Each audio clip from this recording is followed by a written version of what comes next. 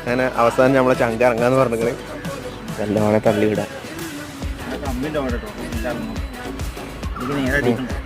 പോണ എന്തിനാ പറഞ്ഞില്ലല്ലോ, മാങ്ങ പറിക്കാനാണ്.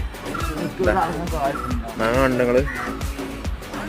ഓ ഡമ്മോ, എരണ്ടിങ്ങാട്ടിൽ മാങ്ങയാണ് നിന്ന്.